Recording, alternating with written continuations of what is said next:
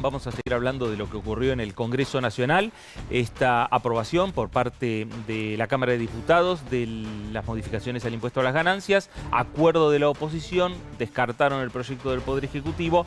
Y para hablar sobre los temas políticos, sobre estos temas económicos también, Ignacio Oliveradol, que nos acompaña nuevamente. Ignacio, ¿cómo están? ¿Bien? Todo bien. Bueno, a ver, por un lado está lo económico, lo financiero, lo que va a repercutir en el bolsillo de cada trabajador.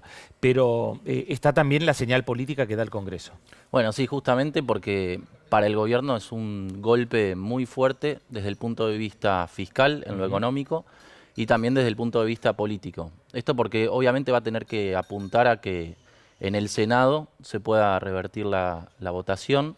Lo que está recurriendo es a la voluntad de los gobernadores peronistas, sobre todo los que pertenecen a provincias mineras, que van a estar afectadas ahora cuando restituyan las retenciones para la industria minera.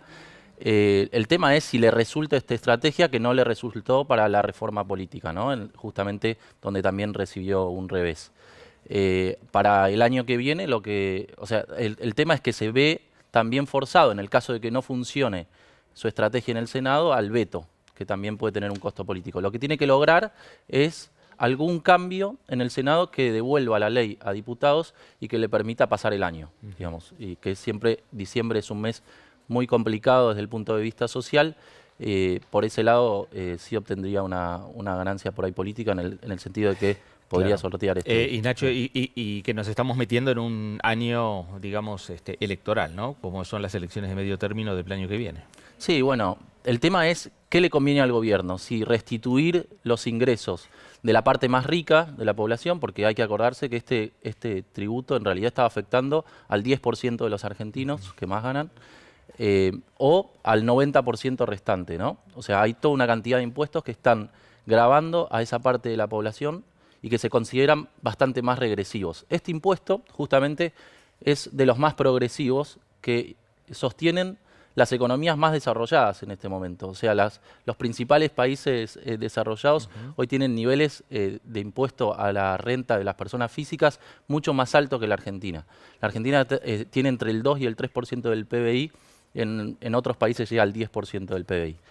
El tema es, hay otros impuestos, como por ejemplo el IVA o aportes patronales, que tiene que ver un poco también con las obras sociales de los sindicatos. Ahí explica un poco por qué los sindicatos se oponen tanto a que toquen el impuesto a estos impuestos al trabajo y prefieren también defender el impuesto a las ganancias.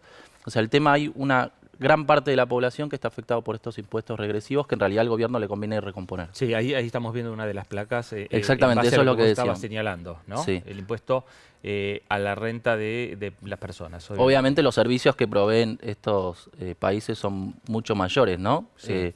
La calidad de los servicios.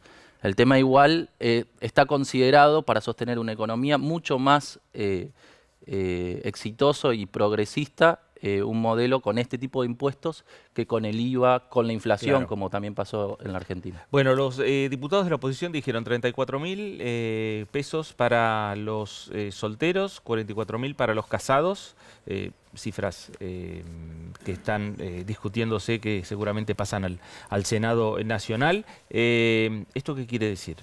Bueno, en realidad, más allá de la cifra, que representa un 50% de la base imponible, es también el tema de las deducciones que van a poder hacer.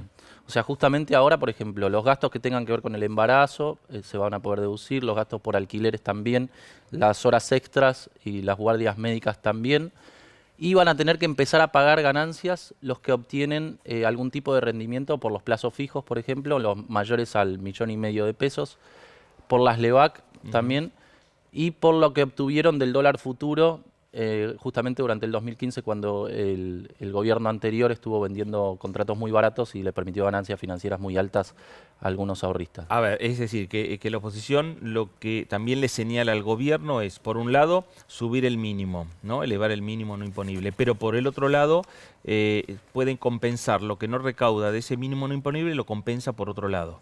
Sí, en realidad implica un costo, ¿no?, para el gobierno también, porque el hecho de permitir más deducciones, en el caso de esto de los gastos para embarazadas, las horas extras, en realidad implica un aumento del gasto tributario, un aumento del gasto público porque resigna muchos beneficios que antes estaba obteniendo. Ahora, por el lado de estos impuestos a la renta financiera, también hay que ver el costo financiero que va a estar pagando el gobierno, porque en realidad se está metiendo este proyecto en la política monetaria del gobierno. Hay que ver qué pasa ahora con el gran ahorrista, que supera el 1,5 millones de pesos, si va a pedir una tasa más alta al banco, por ejemplo, cuando tenga que renovar su depósito, y esta tasa más alta se puede llegar a trasladar al crédito, porque los bancos, al pagar un costo más alto, también van a tener que trasladarlo a los clientes, y esto por ahí termina trasladándose a la clase media, que es la que toma los créditos. Bueno, vamos a ver qué es lo que pasa en los próximos días en el Senado y cuál es la palabra del Poder Ejecutivo Nacional.